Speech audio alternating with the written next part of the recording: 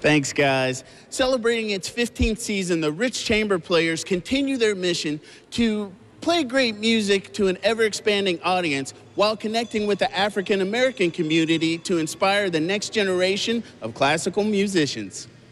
Currently, African Americans are less than 2% of members in orchestras worldwide, and we thought we needed to help to do something with that. So we started an organization that, yes, this is about music, but it's also about a deeper mission of changing that statistic. The Ritz Chamber Players was started 15 years ago by Terrance L.PATTERSON. Do not forget that L, people. As the 10th of 13 musically inclined kids, Terrance explains how he came to fall in love with classical music and the clarinet. We had a library and NPR. And our NPR station, I happened to find it one day, and I was hooked from hearing that first Mozart symphony and hearing what a clarinet at that time was supposed to sound like. And then that just started me running after how to get better. In their time together, the Ritz Chamber Players have garnered international acclaim while maintaining Jacksonville as their home base. I thought that might be difficult, but Terrance says the River City's rich history makes the public open to everything. Let's say where we got our name from, the Ritz Chamber Players. I came from, of course, the Ritz Theater, which was back in the 20s and 30s, was the one place where great performers were able to come down, and when they came to the South, were able to perform. So we would get the Ella Fitzgeralds, the Ray Charles, and all those people performing at the Ritz Theater. And that's why we kind of have the name, because we like looking back to that tradition.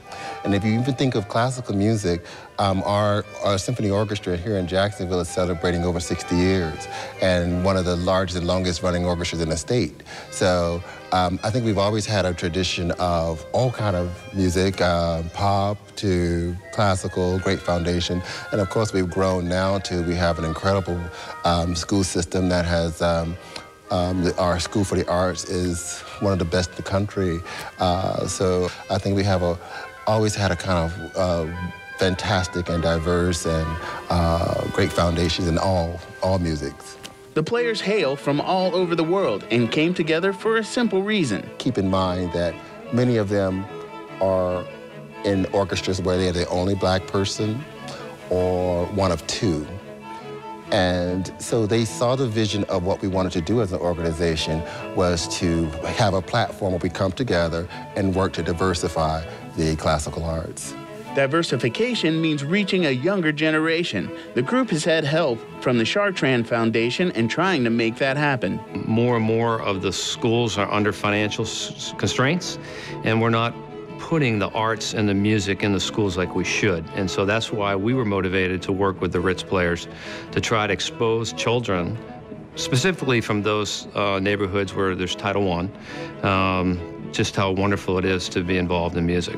NAOMI Wells appreciates the Ritz Chamber Players' performances. It's a wonderful experience to come and be able to be a part of it and connect with the music on a similar level that the musicians get to. One final word on the players to note.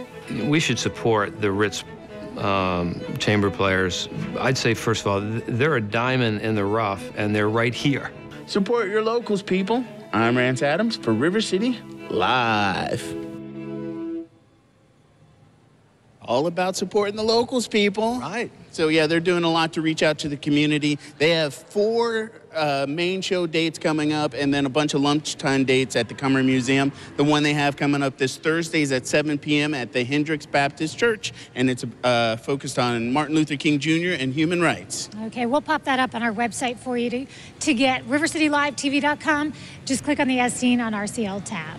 Stick around, more River City Live coming up right after this.